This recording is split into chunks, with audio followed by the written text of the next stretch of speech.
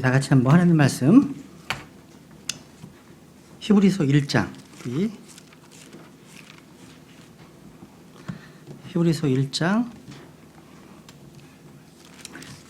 14절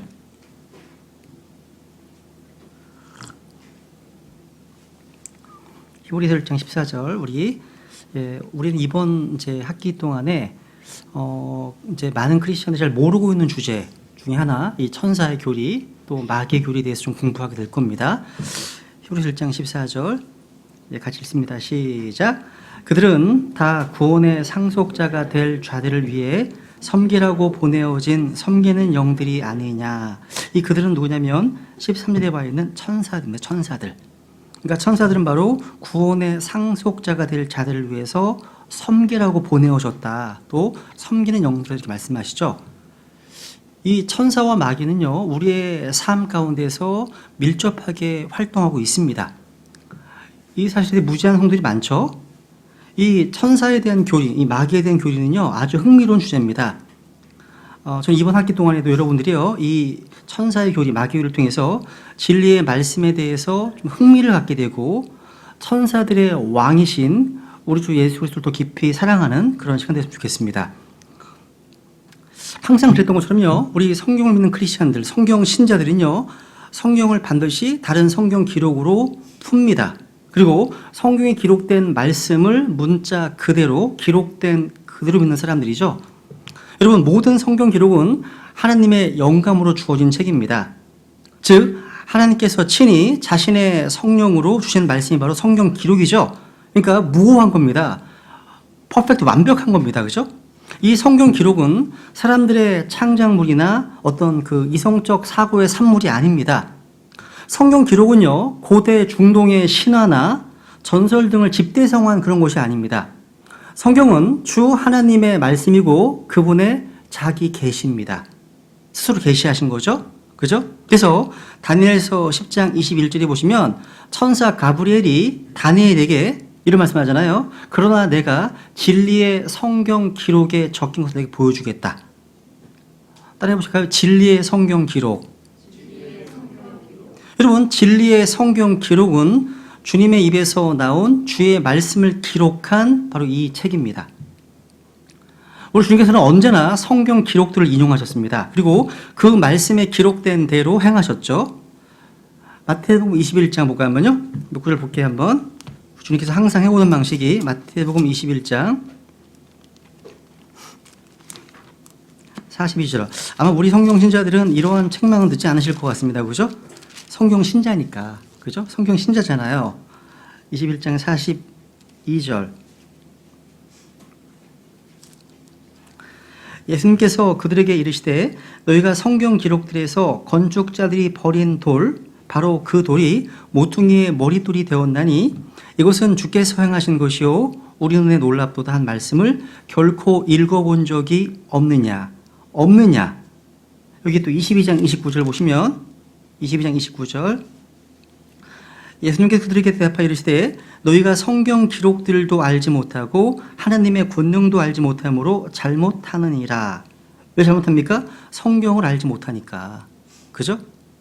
26장 보세요. 26장 54절 26장 54절 보시면 그러나 그리 되면 반드시 이렇게 되리라 한 성경 기록들이 어떻게 성취되겠느냐 하시더라. 56절 그러나 이 모든 일이 일어난 것은 대언자들의 성경 기록들을 성취하려 함이니라 하시더라. 보시면 다 지금 주님께서 사람들에게 물은 질문 말씀 가운데 하나가 뭐냐면 성경 기록을 읽지 못하느냐입니다. 되게 중요한 질문입니다. 그죠? 위에 여러분 주님 만나는 그날 주위에는 많은 성도들이 있을 거 아니에요. 그죠? 여러분의 악수를 청할 겁니다. 나는 오바다입니다. 안녕하십니까? 오바다 내가 몇 번 읽어봤어요. 이거 하고 오바다가 누구지? 하는 것하고는 하늘과 땅 차이잖아요. 미카는 누구야? 미카 인사를 하는데 정말 창피한 거 아니에요? 성경 신자라는 사람들인데. 그죠? 여러분이 성경을요 마음만 먹으면 일주일, 그러니까 하루에 뭐 방학 같은 때 10시간씩 읽으면 일주일에 한 번 읽을 수 있습니다. 그러니까 성경 통독의 시간은 71시간, 그러니까 71시간이거든요. 그래서 피터 러커 목사님께서요, 구원받고 나서 1년 동안 성경 50번 1년 동안 50번 읽으셨습니다. 하루에 10시간 넘게. 가능하더라고요, 그게요. 그래서 조금이라도 가장 젊을 때, 지금 다 가장 젊으신 날이면 지금 현재가, 그죠? 이때 많이 읽어두지 않으면 나중에는 저 개인적으로도요. 지금 40대 중후반밖에 안 됐음에도 불구하고요. 이제 기억이 안 날 때가 많아요. 이제는요. 그게 어디였더라 이런 감. 그래서 책을 읽거나 그럴 때 항상 챕터 하나 읽으면 읽고 나서 위에다가 적어놓아야 돼요. 항상 이러이러한 내용 포인트를 요약을 적어놓으면 안 까먹습니다. 나중에 그게 어디였더라 보면 그 챕터 요약하고만 찾아보면 여기에 있었지. 마찬가지입니다. 그래서 눈을 딱 감고서 여러분들 성경 많이 읽으시면서 창세기 1장, 2장, 3장 쭉 가보세요. 그러면 대부분 주무실 겁니다. 네. 어쨌거나 주님께서는 성경 기록을 읽지 못하였느냐 이렇게 책망하시거든요. 여러분, 우리 구원받은 성도들에게 가장 중요한 것은 거룩한 성경 기록입니다. 근데 하나님께서 이 성경을 주신 가장 중요한 이유가 뭐냐?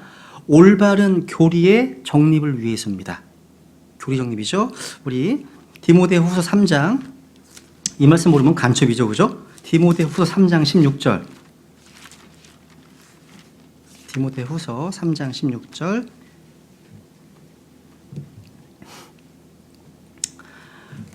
모든 성경 기록은 하나님의 영감으로 주신 것으로 교리와 책망과 바로잡음과 의로 교육하기에 유익하니 이것은 하나님의 사람이 완전하게 되어 모든 사람들의 철저히 갖추어지게 하려 함이라. 이게 성경을 주는 목적이 나오죠.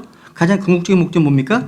17절 하나님의 사람이 완전케 되어서 모든 good works, 선한 일, 좋은 일, 착한 일에 철저히 갖추어지는 게 목적입니다.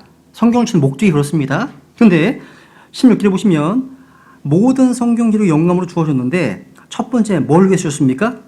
교리를 위해서 for doctrine입니다. doctrine.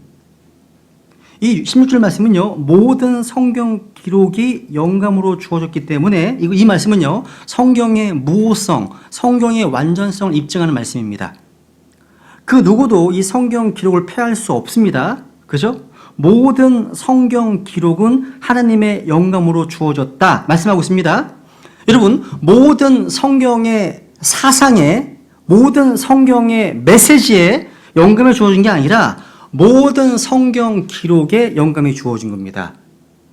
성경 말씀에 영감이 주어졌다는 거죠. 그래서 베드로서 1장 27에 보시면 먼저 이것을 알라 성경 기록의 대언은 결코 어떤 사정에서 나지 아니하였나니 대언은 옛적에 사람의 뜻으로 말미암아 나오지 아니하였고 오직 하나님의 거룩한 사람들은 성령 자기를 움직이시는 대로 말하였다 말씀하십니다. 그러니까 성경 기록 가운데 그 어떤 것도 사람들의 사적 해석에서 주어진 것이 없습니다. 그러니까 하나님의 영감으로 그게 뭐예요? 성령님께서 움직이시는 대로 말한 것이 성경입니다. 그 완벽한 거죠. 근데 이 성경 기록은 바로 교리를 위해서 책망, 바로잡음과 의로 교육하기 위해서 유익하다고 말씀하시죠. 여러분, 닥트린, 교리, 이게 뭐죠? 교리? 어떤 주제에 대해서 하나님께서 말씀하신 바를 체계적으로 정리해 놓은 게 교리예요. 그러니까 이 교리는요, 하나님의 기준입니다. 하나님의 잣대예요, 잣대. 옳고 그름에 대한 잣대입니다, 잣대. 그러니까 교리는 어떤 주제에 대한 하나님의 정의라고 또 정의할 수 있습니다. 교리는 또 건전한 진리의 틀입니다, 틀. 이 세상에는요, 그리스도의 교리와 마귀의 교리들이 있습니다. 그리스도의 교리가 뭐가 있다고요? 마귀의 교리가 있습니다. 또 성경 보면 사람들의 교리도 나와요. 그러니까 사람들이 만든 교리가 있고 사람들에게서 난 교리가 있다는 거죠. 이단 교리도 나오고 이상한 교리도 있고 교리의 모든 바람 등 성경에는 다양한 교리도 나옵니다. 우리는 그리스도의 교리 또 건전한 교리 또 선한 교리를 받아서 그 교리 안에 거해야 됩니다. 이게 성경 신자의 모습이잖아요. 중요합니다. 여러분, 교리가 이루어지면 그 다음에 책망할 수 있습니다. 그러니까 책망은요, 교리에 근거해서 그 사람의 어떤 죄나 잘못을 꾸짖는 겁니다. 그리고 바로잡는다. 이게 뭐예요? 교리의 틀에 맞게 고치는 겁니다. 교리의 틀에 맞게, 그 폼에 맞게 고쳐가는 겁니다. 그게 바로 잡히지. 또 책망받은 사람이 회개할 때 바로잡을 수 있는 거죠. 그래서 바로잡힌 사람들은 이제 의로 교육해서 이제 성장하는 거죠. 그런데 우리 주위에 어떤 분들은요, 무조건 예수님만 믿으면 되지, 아예 교리 같은 거는 우리 알 바가 아니야. 이건 정말 큰 오산입니다. 큰 오산이에요. 한번 우리 베드로전서 3장 가볼까요? 우리 사도 베드로의 권면을 한번 볼게요. 한번 베드로전서 3장 15절. 베드로전서 3장 15절. 오늘 천사의 교리 서론 시간인데요. 베드로전서 3장 15절. 우리 같이 한번 읽어볼까요? 시작. 오직 너희 마음속에서 주 하나님을 거룩히 구별하고 너희에게 너희 속에 있는 소망의 이유를 묻는 모든 사람에게 온유함과 두려움으로 대답할 것을 항상 예비하며. 답변을 하려면 공부해야 됩니다. 그래서 잠언 15장에 보시면 대답을 위해서 스터디 해야 된다 말씀하고 있거든요. 공부해야 됩니다. 여기 우리 속에, 너희 속에 있는 소망, 이게 뭐예요? 누굽니까? 예수 그리스도. 그래서 적어놓으세요. 너희 속에 있는 소망 위에다가 관주를 적어놓으세요. 골로새서 1장 27절. 골 1, 27. 골로새 1, 27절 적어놓으시면 좋겠습니다. 왜냐하면 거기 보시면 이 신비는 너희 안에 계신 그리스도 곧 영광의 소망이시니라. 그리스도가 바로 우리 소망이시거든요. 그러니까 예수님 바로 우리 안에 계신 영광의 소망이십니다. 그래서 거기다 또 디도서 1장 1절도 적어놓으세요. 디도서 1장 1절. 거기도 보면 우리의 소망이신 주 예수 그리스도라고 되어 있습니다. 디도서 1장 13절에 보시면 우리의 구원자 예수 그리스도의 영광스러운 나타나심, 이것이 복된 소망이라고 말씀하고 있습니다. 복된 소망이에요. 우리는 우리 속에 있는 소망의 이유를 묻는 사람들에게 답변할 수 있도록 항상 예비해야 됩니다. 우리 하나님께서는요, 굉장히 이성적인 분이십니다. 아주 정확하신 분이세요. 그래서 이사야서 1장 18절에 보시면 유명한 말씀이죠. 주가 말하노라 이제 오라 우리가 함께 변론하자. Let us reason together입니다. 우리가 함께 변론하자. 이성적으로 따져보자. 이런 얘기입니다. 그렇죠? 그러니까 우리가 하나님의 백성, 하나님 자녀라면 우리 또한 뭔가 맹목적으로 믿거나 뭔가 제대로 알지 못하고 무지하게 믿는다? 그래서 안 된다는 거죠. 그러니까 확실하게 정립된 성경적 교리 위에 서서 올바르게 믿어야 한다는 사실입니다. 너무 중요한 거죠, 그죠? 제가 이제 월요일 날 이제 생명말씀사, 그러니까 기독교 서점에 이제 가봤는데요. 악령 또 영적 전쟁에 대한 책들은 꽤 보이더라고요. 많이 진열되어 있습니다. 특히 이제 그 은사주자들이 쓴 책들이 좀 많이 있었습니다. 근데 천사에 관련된 책은 거의 눈에 띄지 않았습니다. 그리고 그 조직신학 코너가 있어요. 코너에 가시면 성경론, 신론, 뭐 기독론, 성령론, 뭐 구원론, 죄론, 인간론 무슨 뭐 이런 게 나오거든요. 근데 거기에는 천사론 이게 없어요. 섹션이 없어. 안 나오더라고요. 그러니까 마귀에 관련된 책은 좀 보입니다. 하지만 천사에 대한 책들은 거의 보지 못했습니다. 아니 어떻게 해서 마귀가 천사보다 더 많은 관심을 끌게 되었는지 좀 이해가 안 갑니다. 성경은요, 천사에 대해서 상당히 많은 말씀을 하고 있습니다. 우리가요, 마귀에게 관심을 기울이는 것 그 이상으로 천사에 대해서도 관심을 가져야 될 필요가 있습니다. 그러니까 성경에서 천사들의 사역과 활동 대해서 뭐라고 말씀하고 있는지에 대해서 우리가 알고 있어야 한다는 거죠. 여러분, 마귀가요, 가장 활발하게 역사하는 곳이 여기예요. 여기입니다. 마귀는 종교적입니다. 씨 뿌리는 곳에 마귀도 와 있습니다. 말씀이 선포되는 곳에 마귀가 역사할 수 있습니다. 그러니까 마귀는요, 악한 영으로 우리 가운데 역사하고 있습니다. 그와 동시에 하나님의 거룩한 천사들도 구원의 상속자가 될 여러분들을 위해서 우리 가운데 실제하고 있습니다. 그걸 막고 있습니다. 서로 싸우고 있는 거예요. 그래서 몇 년 전에 돌아가신 잭칙이라고 하는 되게 훌륭한 카툰, 그러니까 보험전도자가 있습니다. 만화를 그려서 이제 전도지를 만든 한 200종 이상이 있습니다. 근데 이분이 그 북스토어에 판매하는 것 중에 뭐가 있냐면 그림이 있는데 이 그림이 마귀를 붙잡고 있는 사탄의 그림이 있어요. 아직 천사의 그림이 있어요. 다 이런 거예요. 그러니까 실제 보이지 않는 무대 뒤에서 활발하게 역사하고 있는 그런 천사와 악마와의 싸움. 누군가 그런 점도 있습니다. 누군가 2주 후에 죽을 때가 됐는데 그 혼을 차지하기 위해서 천사와 악한 영들이 서로 그 치열하게 전투하는 모습. 그래서 저희 교회에서 이제 그 전투지에 대해서 설명한 적이 있었거든요. 실제 그렇습니다. 여러분 못 느끼시겠지만 우리의 싸움은 살과 피에 대한 게 아닙니다. 보이지 않는 배후에서 악한 영들과의 치열한 싸움이 있다는 걸 항상 기억해야 됩니다. 그래서 깨어있지 않으면 그냥 맞붙어 싸우는 거예요. 그게 아니라는 거죠. 기도와 금식으로 또 말씀으로 싸워 이겨야 된다는 사실이죠. 그죠? 그래서 아까 처음 읽던 말씀 보시면 모든 천사들은요 구원의 상속자가 될 자들을 위해서 섬기라고 보내어진 섬기는 영들입니다. 천사들은 사역자들이고 종들입니다. 예수님은 하나님이시죠? 우리 크리스찬은 하나님의 아들들이고 구원의 상속자들입니다. 우리 크리스찬들은 예수 그리스도의 형제들이고 하나님의 아들들입니다. 성경 이렇게 말씀하고 있죠? 한번 고린도 전서를 가볼까요? 6장. 고린도 전서 6장 3절. 고린도 전서 6장 3절.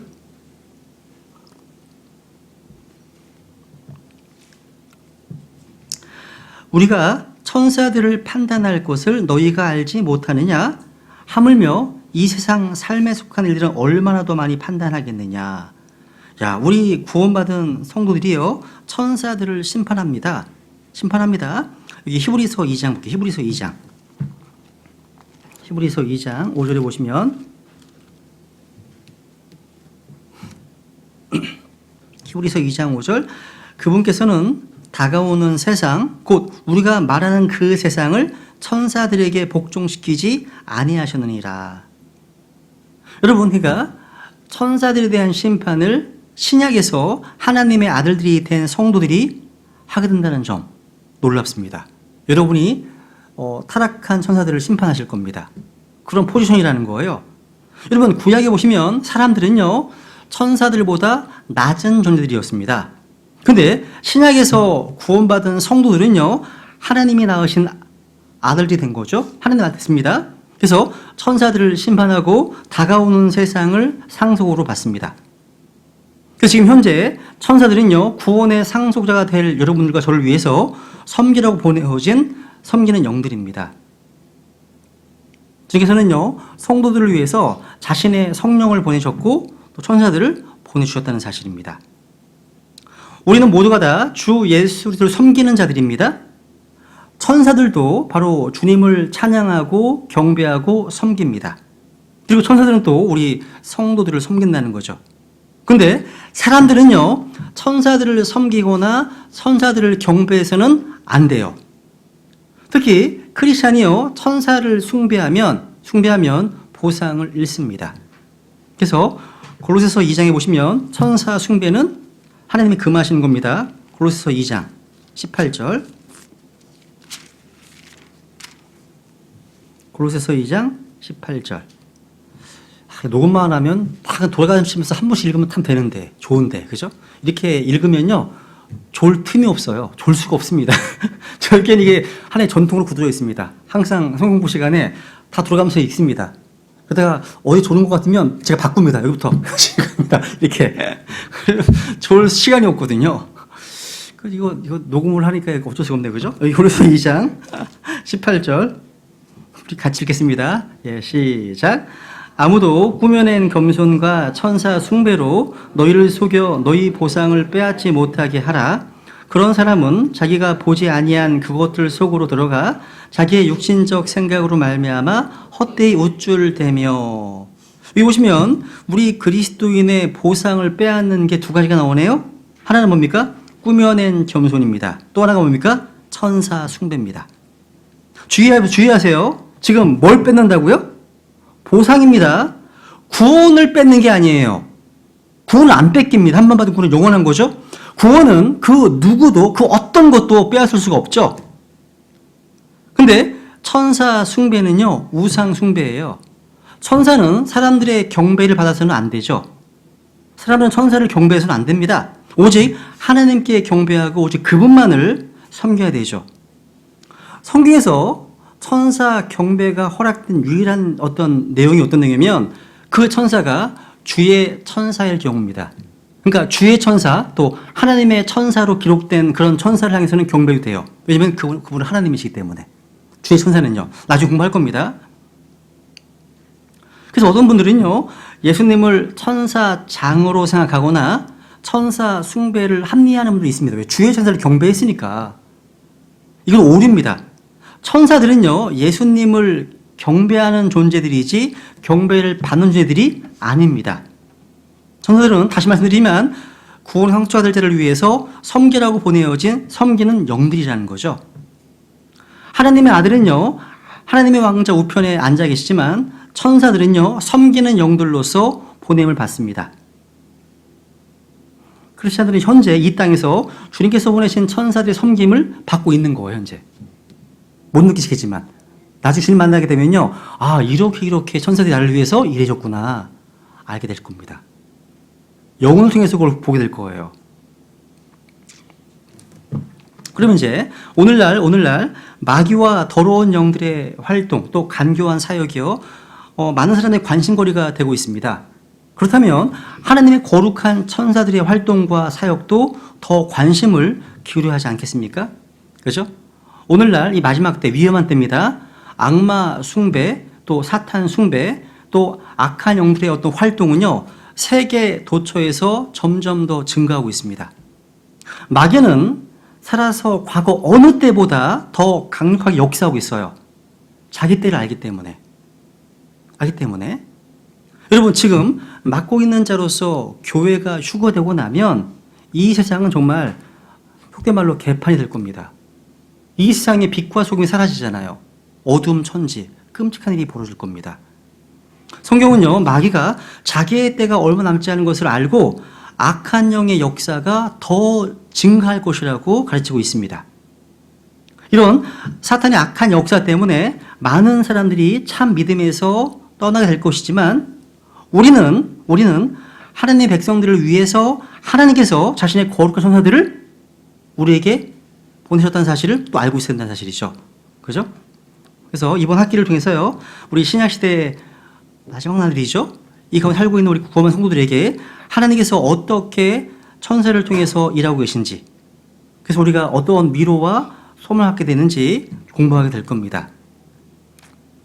그래서 오늘 사실 이번 학기 동안 우리가 배우게 될 내용들은요, 사실 우리 한국 교회에서는 잘 알려지지 않은 것들이 미리 말씀드리겠습니다. 우리는 성경을 펴서요, 그냥 그 구절들을 읽어가면서 성경적으로 계속 비교하다 보면 아, 정말 그런 거구나, 천사가 그런 존재구나 아시게 될 겁니다. 오늘 첫 번째 시간이니까 이 천사의 교리를 공부함에 있어서 천사론은요, 사실 굉장히 미스터리한 부분이 많아요. 천사가 언제 창조되었는지, 천사의 수가 얼마나 되는지, 천사의 어떤 조직들은 어떻게 되는지 등등, 이런 미스터리한 영적 존재에 대해서 우리가 아는 바가 너무나 적어요.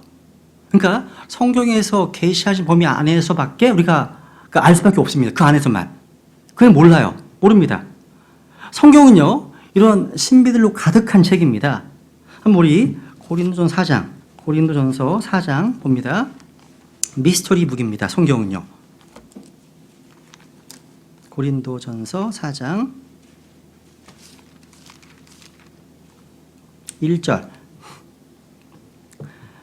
사람이 마땅히 우리를 그리스도의 사역자요 하나님의 신비들을 맡은 청지기로 여길지어다. 야, 여러분, 그리스도의 사역자들에게 맡겨진 것은 뭡니까? 교회 행정 이런 게 아니라 뭘 맡겼다고요? 하나님의 신비들입니다. 성경은 분명히 우리가 하나님의 신비들을 맡은 청지기들이라고 말씀하고 있습니다. 우리가 하나님의 신비들을 맡은 청지기라면 하나님의 신비들이 무엇인지 알아야 되겠죠? 성경은 참으로 미스터리에 대한 책이라고 부를 수 있습니다. 성경에는요, 하나님의 신비에 대해서 굉장히 많은 말씀을 하고 있습니다. 신명기 29장 29절에 보시면 은밀한 일들은 주 우리 하나님께 속하거니와 계시된 그 일들은 영원토록 우리와 우리 자손에게 속하나니 이것은 우리가 율법의 모든 말씀을 행하기로 하심이라 말씀하십니다. 성경은요, 처음부터 끝까지 수없이 많은 신비들을 담고 있어요. 여기서 주의할 게 하나 있습니다. 킹제임스 성경은요, 미스터리라고 신비라고 번역되어 있는데 다른 변개된 성경에서는요, 이걸 시크릿이라고 비밀이라고 번역됐다는 사실입니다. 번역되어 있다는 거죠. 특히 이단들은요, 신비라는 단어 대신에 비유 아니면 무슨 비사 이런 단어로 바꿔 설명한다는 겁니다. 근데 여러분, 신비와 비밀은 다르죠. 다른 겁니다. 차이가 뭐예요? 신비는 뭐냐면 하나님의 말씀을 믿음으로 깨달을 수 있는 진리가 신비예요. 신비는 사람들의 지적 이해 능력을 넘어서서 오직 주님의 계시와 조명으로만 알 수 있는 진리가 신비입니다. 이 신비는요, 믿는 자들이 다른 사람들에게 알려주어야 할 진리입니다. 신비는요. 근데 여러분, 비밀은요, 시크릿입니다. 은밀히 간직하고 지켜야 되는 거예요. 결코 누구에게 말해서는 안 되는 게 시크릿입니다. 되게 웃겨지는 겁니다. 내용이요. 비밀 돼버리면. 여러분, 성경의 진리는 모두가 다 공개되어 있고 우리가 선포하고 가르치고 깨달아야 되는 신비이지 결코 비밀이 아닙니다. 이게 뭐 탑 시크릿입니까? 아니죠.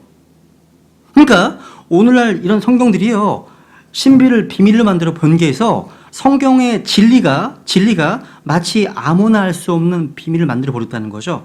그래서 서점에 가시면 요한 계시록이 아니라 요한 묵시록이 되는 겁니다. 비밀이니까. 이거 비밀이니까. 여러분, 신비는요, 열리는 거예요. 비밀은 봉인하는 겁니다. 닫는 겁니다. 봉인하잖아. 비밀은요. 다른 겁니다, 여러분. 그래서 우리가 말하는 하나님의 신비들은요, 비밀이 아닙니다. 하나님께서는요, 우리가 성경을 읽고 믿었을 때 깨닫게 하시지 결코 비밀에 붙여두지 않으십니다. 신비를 비밀이라고 말하면 성경은 졸지의 비밀 문서가 되어버립니다.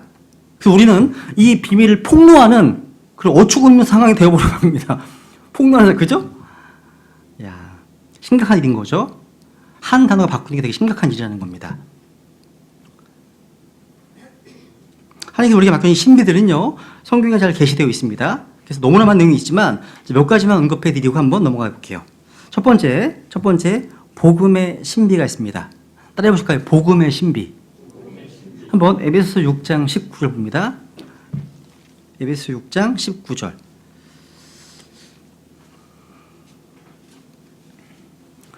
예전에 누군가 책 제목이요, 죄사함, 거듭남의 비밀. 그 책 저 본 적이 있거든요. 그런 제목으로 집회를 여는 것도 봤어요. 근데 그건 구원은 비밀이 아니거든요. 보세요. 에베소 6장 19절. 또 나를 위하여는 내게 말하는 것을 허락하사 내가 담대히 입을 열어 복음의 신비를 알리도록 구하라. 이게 복음의 비밀이 되면 큰일 나는 겁니다. 복음의 신비를 알리도록 구하라. 알릴 수 있는 겁니다. 신비이기 때문에. 이 신비는 뭐예요? 복음 안에서 이방인과 교회가 하나가 된다. 이런 내용입니다. 바울은 이 복음의 신비를요, 내가 사람들에게서 받지도 배우지도 않은 것이라고 말합니다. 바울이 말하는 복음의 신비는 뭡니까? 이방인들이 율법의 행위와 상관없이 믿음을 얻게 된다는 것이고, 또는 복음으로 말미암아 이방인들이요, 그리스도 안에서 동성상수자가 되고 같은 몸에 속하게 된다. 이런 내용입니다. 그죠? 여러분, 복음, 이건 비밀이 아니에요. 구원은 비밀이 아닙니다. 거듭남 역시 비밀이 아니죠.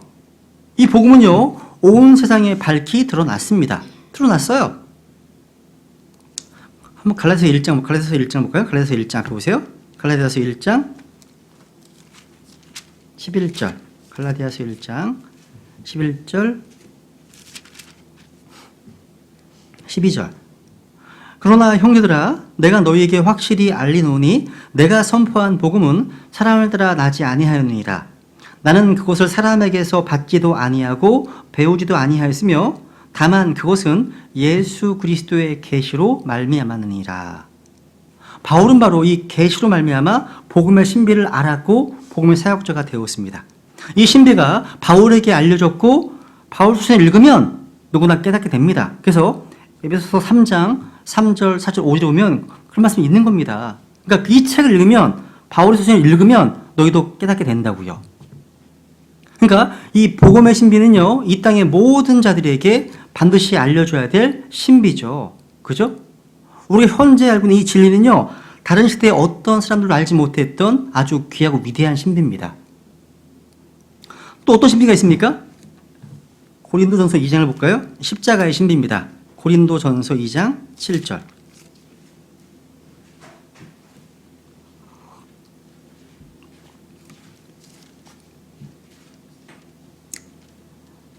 고린도전서 2장 7절. 다만 우리는 신비 속에 있는 하나님의 지혜, 곧 감추어진 지혜를 말하노니 이 지혜는 하나님께서 우리의 영광을 위하여 세상이 생기기 전에 정하신 것이라. 여러분, 십자가에 못 박히신 예수 그리스도께서는 바로 하나님의 지혜이시고 또 세상이 시작된 이래로 감추어진 지혜였습니다. 예수님은 하나님의 지혜였다는 거죠. 바울은 이 십자가의 신비를요, 이 세상의 지혜가 아니라 또 이 세상 통치자들의 지혜가 아니라고 말합니다. 여러분, 하나님께서 육신을 입고 이 땅에 오셔서 십자가에 못 박혀 죽으신다는 것은요, 이건 계시가 아닌 이상은 도무지 알 수 없는 신비입니다. 이 세상 지혜로는요, 도저히 말이 안 돼요. 근데 십자가는요, 세상을 구원하는 하나님의 권능이 되고 하나님의 지혜였습니다. 하나님께서는요, 믿는 우리에게 십자가의 신비를 계시하셨습니다. 이 십자가의 신비는 역설의 진리이고 신비이지만 우리에게는요, 놀라 하나님의 지혜이고 권능이라는 거죠.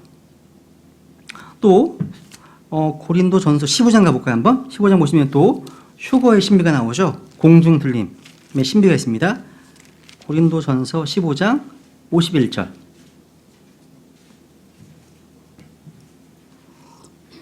이런 신비들을 자세하게 하나하나씩 할 수도 있지만 그건 아마 교회에서 많이 하셨을 거예요. 아마 서머리를 좀 해보겠습니다. 51절 보시면 보라, 내가 너에게 한 가지 신비를 보이노니, 여기 신비가 나오죠.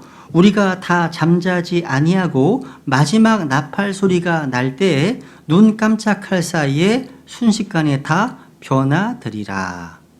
신비입니다. 구원받은 성도들이요, 어느 날 호련히 이 땅에서 저 하늘로 들림받는 것, 이거는 정말 말로 다할 수 없는 신비입니다. 이 신비예요. 여러분 조만간 들리실 겁니다. 조금 있으면. 이 조금 있으면이라는 말이 2000년이에요. 여러분 보시면요. 저는 다 피할 구멍이 다 있어요. 조만간 여러분 이름 부르실 겁니다. 영서가 이리로 올라오라. 야, 이게 우리의 소망 아닙니까? 그죠? 땅에 속한 이 천한 몸, 이 천한 몸이요, 하늘에 속한 몸으로 변화됩니다. 우리가 한순간에 영광스러운 몸을 입고 우리 주님을 만나게 되죠. 그때 일어날 신비입니다. 신비. 한번 생각해 보세요. 더 이상 늙지도 않습니다. 더 이상 병들지도 않습니다. 더 이상 아프지도 않습니다. 영광스러운 몸을 입습니다. 여러분 몸은 괜찮으세요? 어떠세요? 뭐 하나하나씩 뭐 주저앉고 그러지 않으세요? 뼈도 휘우시고 뭐 그러지 않으세요? 그죠? 야, 근데 그런 몸이 아닙니다. 그러니까 약해지지도 않고 쇠해지지도 않고 더럽히지도 않습니다. 또 물질의 지배를 전혀 받지도 않고 시간과 공간을 초월해서 움직일 수 있는 그런 몸. 정말 상상만 해도요, 너무 경이로운 신비입니다. 우리 이 신비가 이루어지길 소망하잖아요. 우리 소망 아닙니까? 복된 소망? 영광스러운 소망이잖아요. 그죠? 조금 있으면 조금만 견디시자고요. 조금만. 앞으로 한 2000년만 견디시자고요. 네. 그다음 네 번째 교회의 신비에서 교회의 신비. 에베소 5장 32절. 에베소서 5장 32절. 이 몸된 교회의 신비인데요. 이것은 큰 신비니라. 그러나 내가 그리스도와 교회에 대해서 말하노라. 교회는 그리스도를 머리로 하고 성도들을 지체로 하는 그리스도의 몸이죠. 여러분, 이 세상의 어떤 종교 기관이나 어떤 단체와 같이 믿는 성도들의 오거나이제이션, 조직이 아니라 몸된 오거니즘, 유기체입니다. 유기체. 그러니까 생명과 생명으로 연결된 몸이라는 것이 도저히 이해가 안 됩니다. 그래서 우리 각 성도들이 모두가 다 그리스도의 몸 안에서 지체들이고 몸의 일부예요. 다 지체들입니다. 야, 이해가 가요, 이게? 이해 안 되죠. 그 신비다가 적어놓으세요. 고린도전서 12장 27절. 고전 12, 27절. 너희는 그리스도의 몸이요 개별적으로는 다 지체라 하십니다. 여기 30절 위에 30절 보시면 우리는 그분의 몸과 그분의 살과 그분의 뼈들에 속한 지체들이니라 되어 있죠. 이건 커다란 신비입니다. 신비예요. 다섯 번째 골로새서 1장에 보시면 우리 안에 내주하시는 그리스도의 신비가 있습니다. 골로새서 1장 26절 보시면 이것은 곧 여러 시대와 여러 세대로부터 감추어졌으나 이제는 그분의 성도들에게 드러난 신비에 관한 것이라.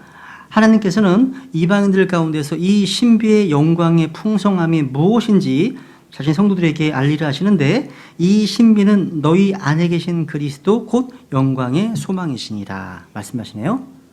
이게 왜 신비예요? 예수님께서는 부활 승천하셔서 하나님의 왕좌 오른편에 앉아 계시잖아요. 근데 성경은 동시에 그 주님께서요 우리 속에 계시다고 말씀하시네요. 신비죠. 이해 가세요? 이해가 안 가죠. 이런 거 이해하려고 그러면 미쳐버립니다. 믿는 거죠.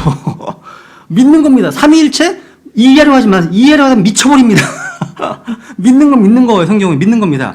우리가 다 이해할 수 있는 신이라는 건 신이 아니죠. 그죠? 우리 속에 계시는 주님에 대한 진리가 바로 그리스도의 신비라는 거죠. 성령님께서 우리 속에 거하시는 것 같이 예수 그리스도께서 우리 각 성도들의 몸 안에 거하시는 사실, 이건 말로 설명하기 어려운 신비입니다. 그러면 예수님이 한 분, 두 분, 세 분, 네 분 다 있는 거예요? 이해가 돼요? 안 되지? 그게 신비지. 미스터리죠. 그죠? 근데 이 진리는 모든 성도들이 반드시 알아야 되고 믿어야 하는 겁니다. 믿으면 깨닫습니다. 믿으면 이해한다는 거죠. 성경은 말합니다. 고린도서 13장 5절에 보시면 예수 그리스도께서 너희 안에 계신 줄 너희가 알지 못하느냐? 그렇지 않으면 너희는 버림받은 자니라 말씀하십니다. 그러니까 그리스도께서 우리 안에 계신다는 그 내주하시는 그리스도의 신비에 대한 믿음을 확고히 해야 한다는 겁니다. 신비.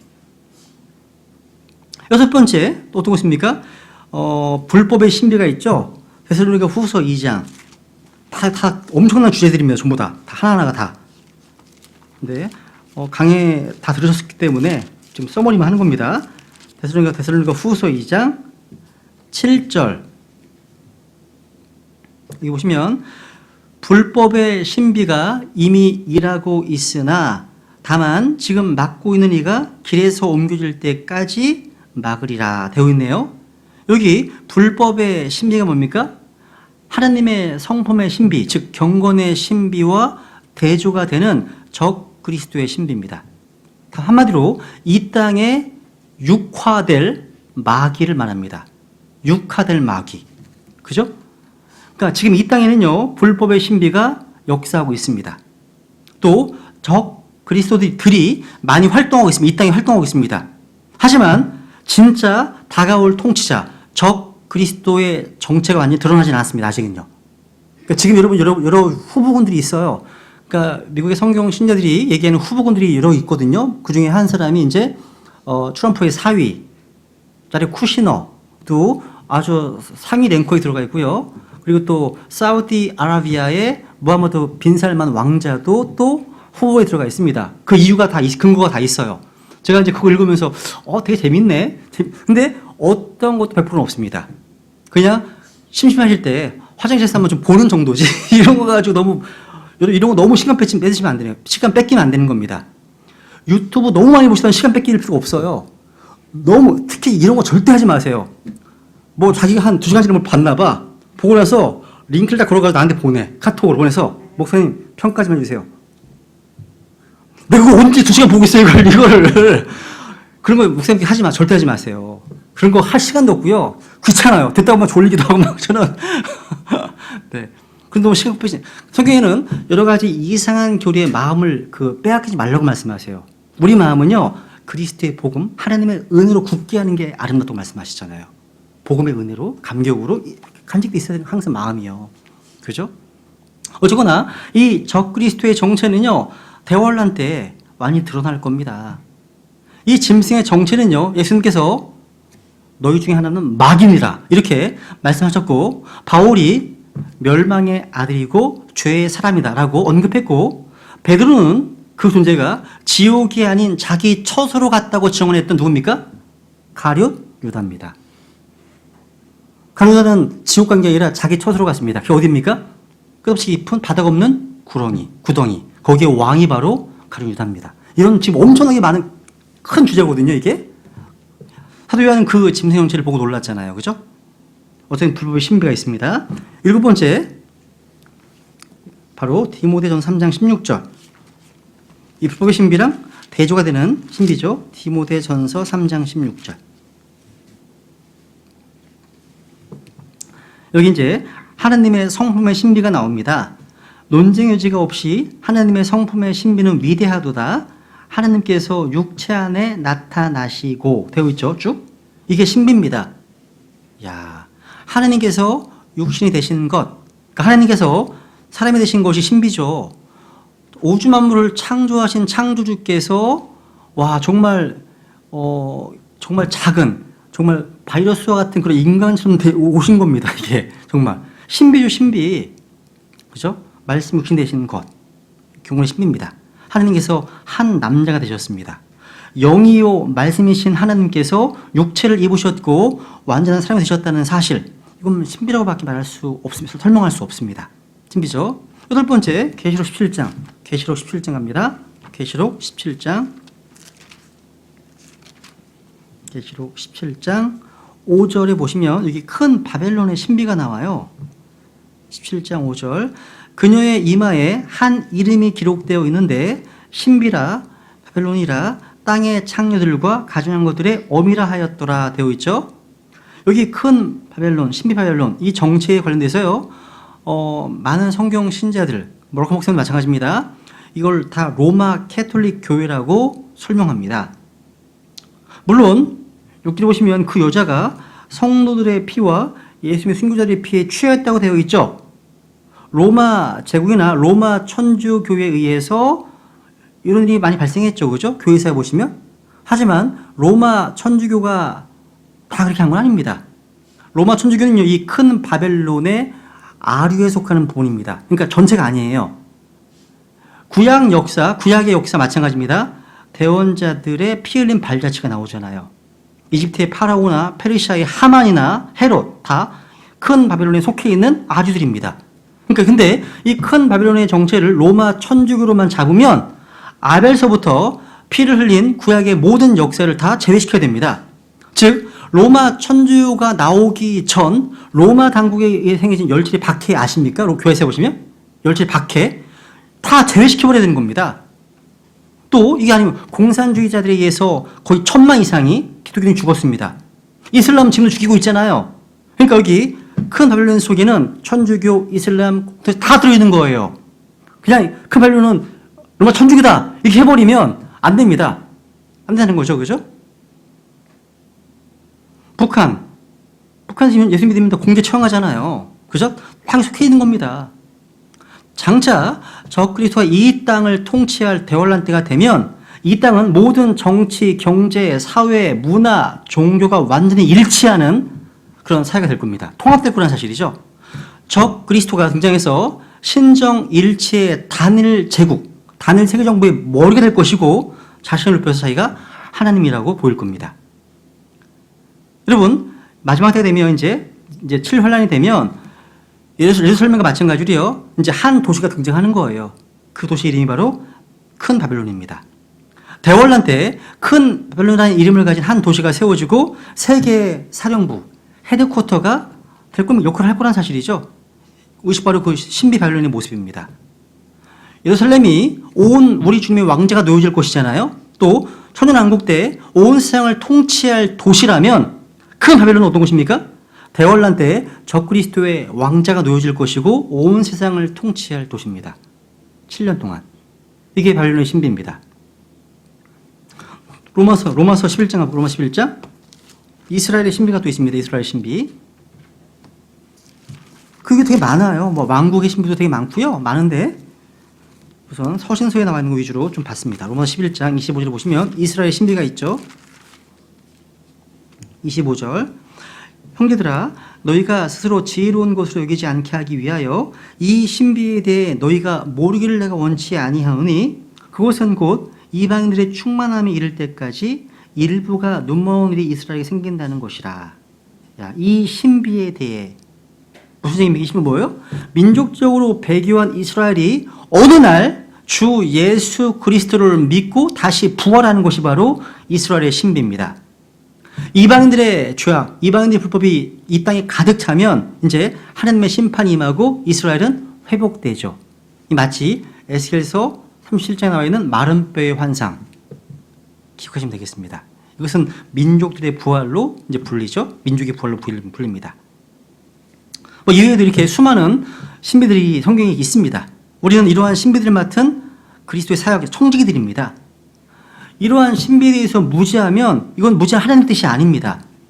하나님은 우리가 이 신비에 대해서 우리가 무지하기를 원치 않으십니다. 하지만 이 신비들을 다 안다고 해서 전부는 아닙니다. 우리에게 가장 중요한 것은 사랑입니다. 사랑인 거예요. 왜냐하면 찾아볼까 한번? 고린도전서 13장 2절 하고 이제 다시 천사로 넘어가죠. 13장 2절 믿음을 세워주는 지식과 신비가 아니라면 위험하다는 겁니다. 13장 2절 보시면 내가 대원하는 선물이 있고 모든 미스터리, 신비 나오죠. 모든 신비와 모든 지식을 이해하며 또 모든 믿음이 있어 산을 옮길 수 있을지라도 사랑이 없으면 내가 아무것도 아니다. 아무것도 아닙니다. 항상 사랑 안에서 진리를 말하는 자, 그래야만 영적으로 성장할 수 있습니다. 사랑과 진리의 균형 필요하다는 거죠. 근데 여러분, 이 천사라는 영적 존재도요, 이 성경에 없는 신비들 중에 하나라고 할 수 있습니다.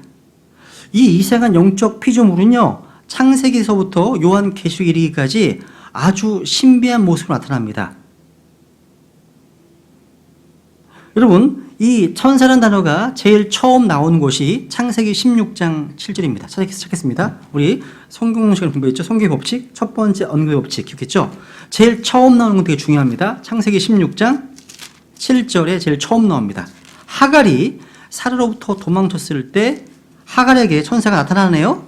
창세기 16장 7절.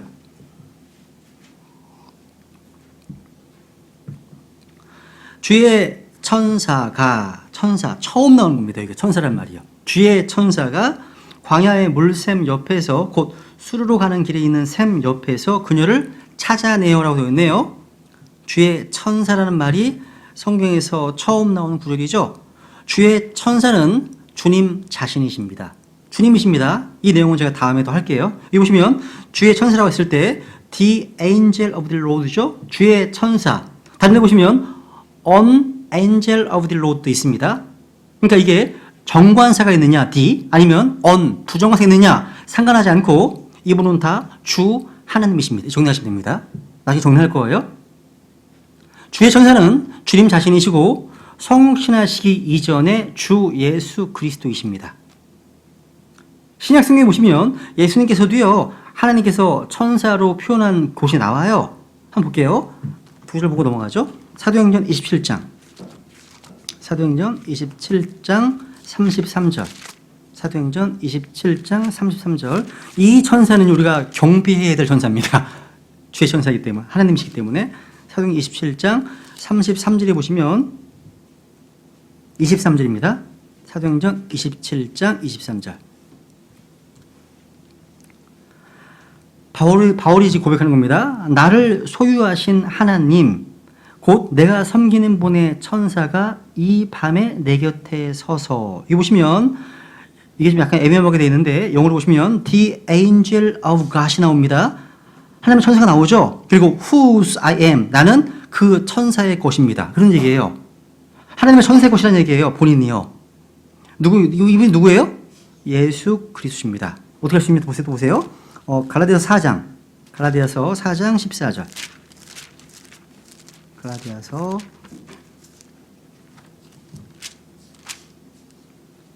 4장 14절 보시면 내 육체 안에 나를 시험하는 것이 있었으되 너희 그것을 업신여기지 아니하고 거부하지도 아니하였으며 오히려 나를 하나님의 천사같이 곧 그리스도 예수님같이 나를 받아들였도다 되어 있죠. 하나님의 천사같이 곧 그건 누구예요?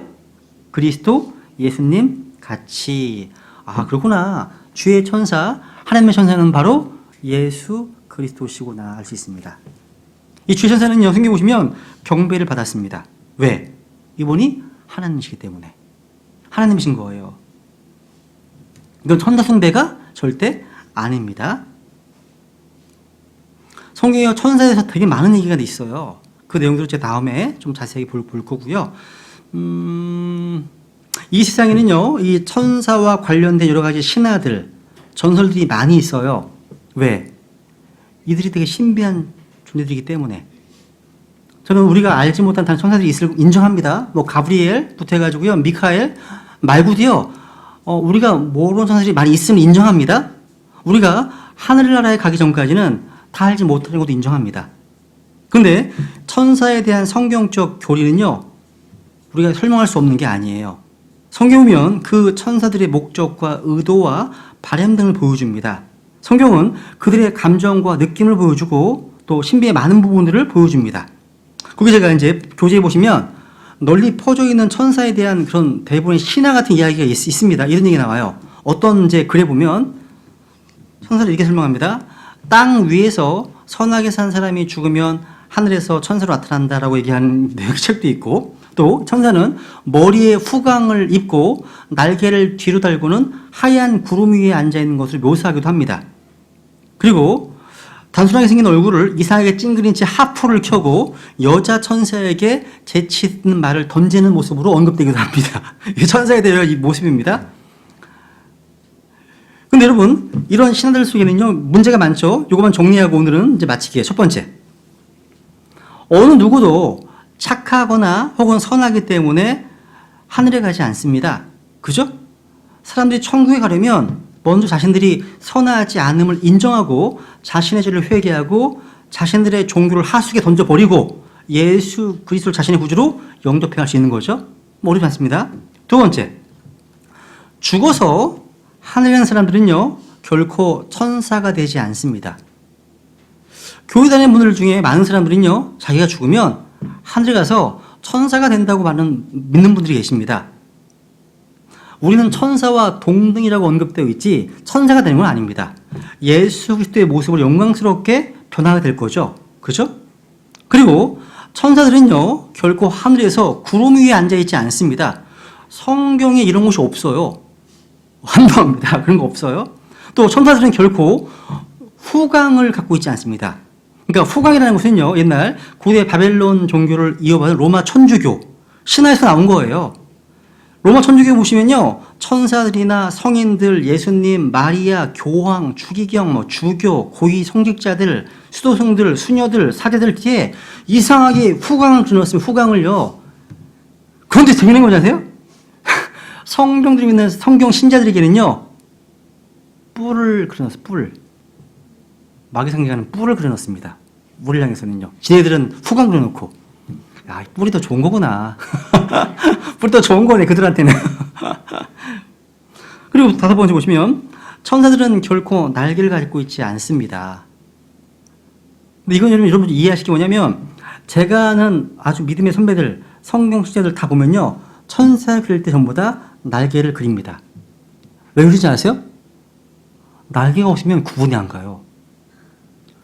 그러니까 양기를 구하는 거죠. 그러니까 날개를 그린 이유는 날개 없이 그리면 사람으로 보이지 남자로 보이지 천사는 안 보이니까 날개를 그리는 겁니다. 그래서 뭐 러크만도 또 잭칙도 다 날개를 그립니다. 이 일을 위해서. 그래서 저희 교회 같은 경우는 이제 전도지 쓸 때 우리가 heaven 얘기할 때요. 우리는 여기는 하늘나라로 불러서 바꿔서 읽잖아요. 우리는 천국으로 그냥 해버립니다. 왜? 그걸 듣는 사람 입장에서. 전도지도 다 천국으로 다 전달 줍니다. 마찬가지 비슷한 거예요. 여러분, 이게 뭐 세대가 바뀌어도 해가 바뀌어도 천사들이 날개를 갖고 있다? 이거는요, 여전히 예술가들에 의해서 전해내려고 있어요. 계속해서요. 근데 성경에는요, 어느 곳에도요, 천사에게 날개가 있다? 기록되어 있지 않습니다. 물론 여러분, 그룹, 또 스랍, 또 공부할 겁니다. 그룹과 스랍은 날개가 있어요. 6개 있습니다. 근데 얘네들은 천사들이 아닙니다. 오늘날 많은 사람들이요, 그룹, 수랍, 천사 다 같은 걸로 생각합니다. 같은 게 아니에요. 다 다릅니다. 위치가, 포지션이 다르고 날개의 숫자도 다르고 다 다른 거예요. 하나님의 왕국, 또 하늘의 왕국 같다고 생각하잖아요. 다른 겁니다. 다른 건 같은 것이 아니에요. 근데 이게 그룹이나 스랍들은 천사들이 아닙니다. 그냥 특별한 영적 존재들입니다. 하나님의 왕자 근처에서 하나님을 경배하고 섬기는 아주 이너서클에 속한 영적 존재들입니다. 성경은 천사들의 날개가 없어요. 그럼 한번 계시록 8장 가볼까요? 계시록 8장에 보시면 어떤 신학자들이 이렇게 얘기를 합니다. 에이, 날개 있다고. 근거가 이거래요. 보세요. 이 근거가 되나 보세요 한번. 계시록 8장 13절.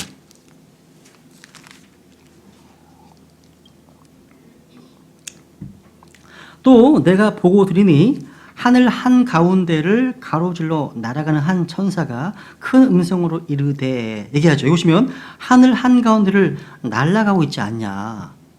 나는데 천사가 날개가 왜 없냐. 이렇게 얘기하는 거예요. 아니 난다고 해서 날개를 꼭 갖고 있는 건 아니잖아요. 그죠?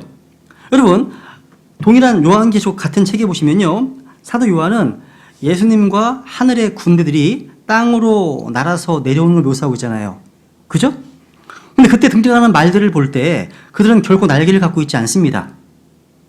우리 구주 예수님께서도요, 올리브산에서 승천하실 때, 구름수로 승천하실 때 날개 있으셨습니까? 갑자기 날개 슉 나온 거예요?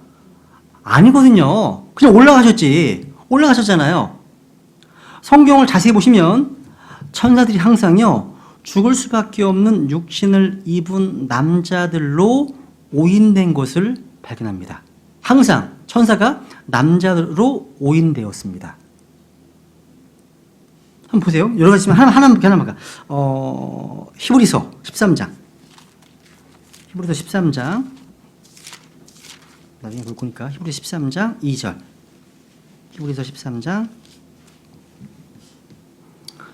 1절 2절. 형제의 사랑을 지속하고 나그네 대접하기를 잊지 말라. 이로써 어떤 자들이 알지 못하는 가운데 천사들을 대접하였느니라. 보세요, 여러분. 알지 못하는 가운데 천사들을 대접했다고 되어 있잖아요. 만약 등 뒤에 날개를 달고 있으면 몰라요? 다 알아보지? 생각해 보세요. 누가 우리 집 찾아왔어. 문을 열었는데 날개가 있어. 천사께서 오셨네. 금방 알죠. 근데 알지 못하는 가운데 지금 대접했다고 되어 있잖아요. 그러니까 이들은 그냥 평범한 남자들로 그냥 오인된 겁니다. 그렇죠? 그리고 천사들은요, 또 어리석지 않습니다. 단순하지 않습니다. 성경 보면요, 하나님의 천사들은 정말 지혜롭고 지적인 존재로 묘사되어 있습니다. 하나님께 또 사무엘하 14장 20절. 사무엘하 14장 20절. 여러분, 천사에 대해서 공부하시고 나서 주변에 어떤 교회 다니시는 분들한테 이런 천사들 일을 하시잖아요. 무지 이상하게 봅니다. 천사가 날개가 없다. 이런 얘기하면 오해받습니다. 그래서 감당할 수 있는 만한 사람한테 얘기하시고 그게 아니면 얘기하지 마시라는 거죠. 그냥 오해합니다. 이상하게 다니는 것 같아. 이 사람 아니야? 이렇게 오해합니다. 사무엘하 14장 20절. 여기 14장 20절. 왕의 종 요압이 이런 식으로 말을 돌려서 하게 하려 이 일을 행하였나이다.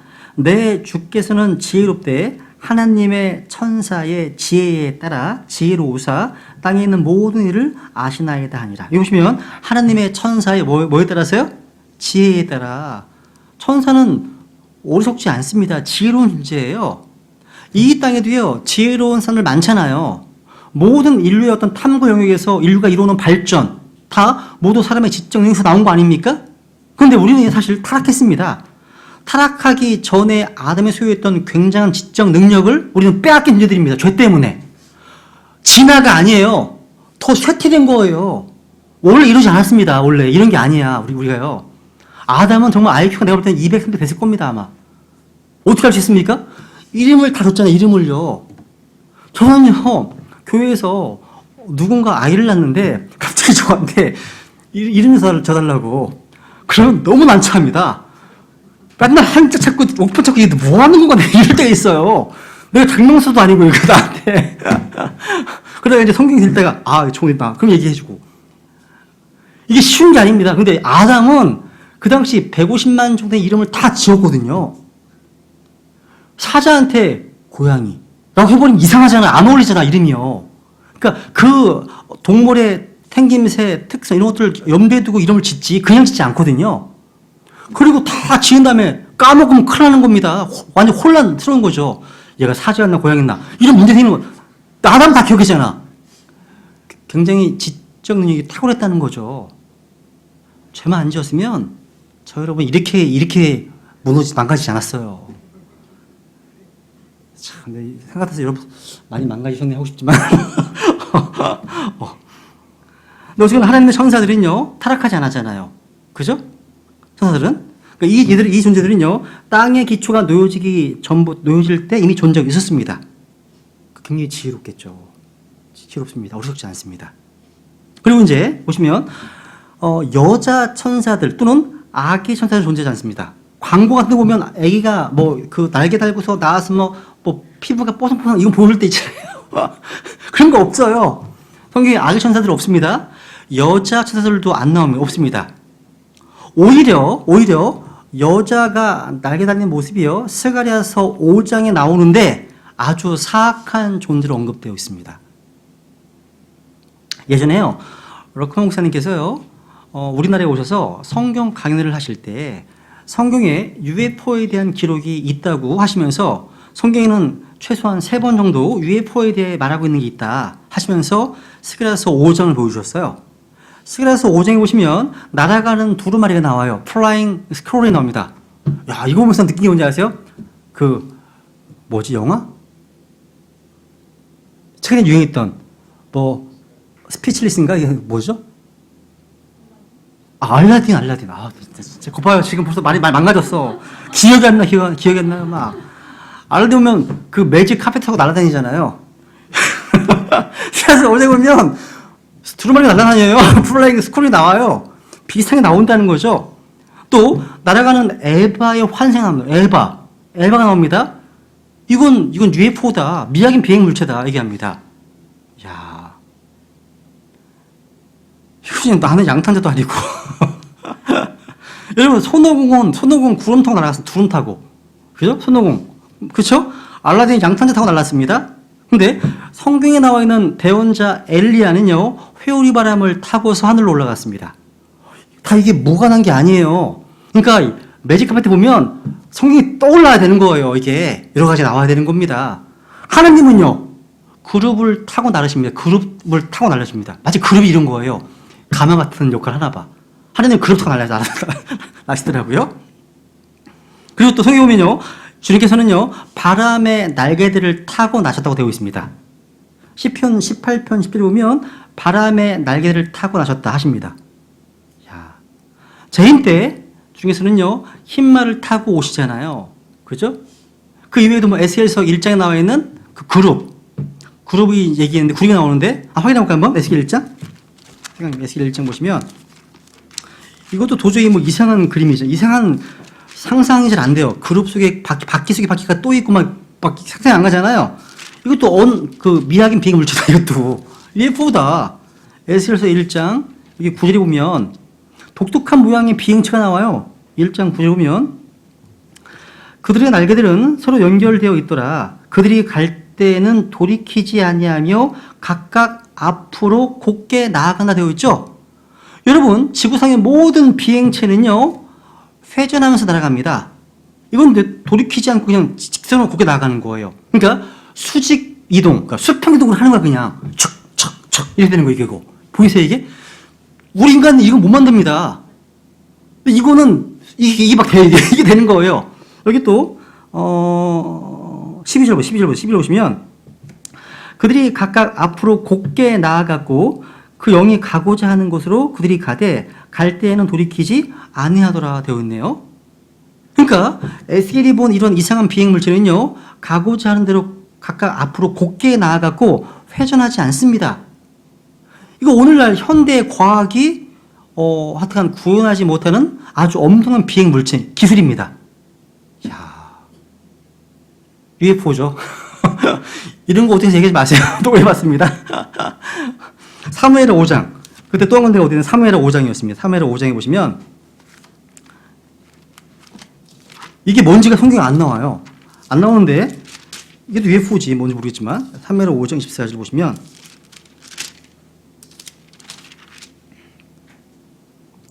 5장 여기 22절부터 보시면 블레셋 사람들이 여전히 다시 올라와 르바임 골짜기에 퍼짐으로 다윗이 주께 여쭈니 그분께서 이르시되 너는 올라가지 말고 그들 뒤로 돌아서 뽕나무 숲을 맞은편에서 그들을 습격하되 24절 보시면 뽕나무 숲을 꼭대기에서 누군가가 가는 소리를 듣거든 재빨리 움직이라. 그때 주가 너보다 앞서 나가서 블레셋 사람들의 군대를 치리라 하시니라. 잘 보세요. 다윗은 뽕나무 숲을 꼭대기에서 뭔가 누군가가 가는 소리를 들을 때 재빨리 행동을 개시하잖아요. 그러니까 뽕나무 꼭대기에서 누군가가 뭔가가 갔는데 그게 뭔지 누군지 다윗도 몰라요. 그 UFO지. 그쵸? 야, 그래서 미약한 비행물체라고 하는 겁니다. 그 소리 날 때 다윗은 재빨리 움직여 했죠. 그러니까 주님께서 다윗보다 앞서 나가셔서 블레셋 사람들을 치시기 때문입니다. UFO가 있습니까? 대답하기 어려울 것이 없어요. 그러니까 이 땅에만 인격적인 생명체가 있는 건 아닙니다. 하늘에도 있고 땅에도 있고 또 땅 아래에도 있다고 성경은 증언하기 때문입니다. 빌립보서 2장 10절 나오잖아요. 하늘에 있는 것, 땅에 있는 것, 땅 아래에 있는 것 다 뭐가 있어요. 땅에만 있는 게 아니라는 거죠. 그러니까 뭔가 외계의 생명체, 뭐 인격 존재가 있느냐? 당연히 있는 거예요. 하늘에는 천사들이 있고 그룹들이 있고 스랍들이 있고 짐승들이 나옵니다. 또 공중에 권세 잡은 통치자도 있습니다. 또 마귀와 그의 천사들도 나옵니다. 성경에요. 우리는 우주 탐사선보다 성경을 통해서 훨씬 더 자세하고 정확하게 이런 영적 존재에 대해서 우리는 알고 있습니다. 우리는 믿음으로 다 보고 있는 거예요. 여러분, 낮에는요, 첫째 하늘이 보이잖아요. 밤에는요, 둘째 하늘이 보입니다. 셋째 하늘은요, 믿음으로 볼 수 있습니다. 계시록 4장을 믿음을 통해서 볼 수 있습니다. 아, 왕자가 있고 무지개가 둘러있고만 다 볼 수 있잖아요. 있는 겁니다, 여러분. 또 성경 보면요, 천사들이 종종 남자들로 오인되곤 했지만 결코 여자들로 오해받은 적은 한 번도 없습니다. 그래서 천사들 이름은 전부 다 남자 이름이에요. 뭐 가브리엘, 뭐 미카엘, 남자 이름이지. 여자를 향해서 뭐 미카엘 이렇게 안 부르거든요. 다 남자 이름입니다. 그리고 천사와 관련해서 이것이 이제 단수 대명사로 것들 항상 he, him, his 이렇게 남자로 표현되어 있다는 거죠. 성경 속의 대화는요, 다 그들을 남자로 부릅니다. man으로요. 한번 창세기 18장. 창세기 18장. 이제 마무리할게요. 창세기 18장 2절. 보시면 1절, 2절. 주께서 마므레 평야에서 아브라함에 나타나시니라. 날이 더울 때 그가 장막문에 앉았다가 눈을 들어 바라보니 보라 새 남자가 three men이네요. 새 남자가 자기 곁에 서 있으므로 그들을 보고 곧 장막문에서 그들을 맞이하여 몸을 땅으로 굽히고 되어 있죠. 새 남자가 누군가 보니까 한 분은 주 하나님이시고 다른 두 명은 누굽니까? 천사였습니다. 주님은 다시 돌아가시고 하늘로 가시고 두 천사가 남아서 이제 소돔으로 가는 겁니다. 아, 이 천사가 새 남자로 돼 있네. 남자인 겁니다. 그래서 19장 1절 보세요. 1절. 이 남자가 또 이렇게 표현됩니다. 저녁 때에 두 천사가 소돔에 이르렀는데 마침 롯이 소돔의 문에 앉았다가 그들을 보고는 일어나 그들을 맞이하고 얼굴을 땅에 대고 절하며. 누구예요? 두 천사죠. 그러니까 남자이지 여자로 오해받은 적 한 번도 없습니다. 성경에는 없습니다. 이같이 매력적인 하늘의 존재들에 대해서는요, 여전히 많은 것들이 신비로 남아 있습니다. 하지만 우리는 이 성경을 통해서 성경이 계시한 범위 안에서는 우리는 알 수 있어요. 믿으면 알게 되는 걸 깨닫습니다. 그죠? 하나님께서는요, 천사라는 존재 이 신비를 감싸는 휘장을요, 어느 정도까지는 걷어 놓으셨습니다. 구원받은 저 여러분은요, 천사들과 함께 영원토록 함께 살게 될 겁니다. 그래서 저는요, 우리가 앞으로 영혼을 대비하면서 지금 이런 하늘의 존재에 대해서 우리가 할 수 있는 만큼 많이 알아두는 것이 굉장히 중요하다고 믿습니다. 이뿐만 아닙니다. 여러분 주변에는요, 늘 그들이 있어요. 있어요. 야, 그들이 다 보고요, 하나님께. 얘가 오늘 이걸 했습니다. 다 보고 하고 있어요. 잘 보셔야 돼요, 천사한테. 네. 그래서 하여튼간 이 천사들이 우리에게 지대한 관심을 갖고 있다는 사실이죠. 그래서 우리도 그들에게 지대한 관심을 쏟아야 한다는 사실이죠. 그렇죠? 그들은요, 우리를 보고 들음으로써 우리를 알 수 있습니다. 우리는 오직 하나님의 말씀을 공부하고 연구할 때만 그들을 알 수 있어요. 이제 앞으로 하나님의 말씀을 통해서 천사가 어떠한 존재인지 좀 계속 공부하려고 합니다. 오늘 여기까지 하겠습니다. 네.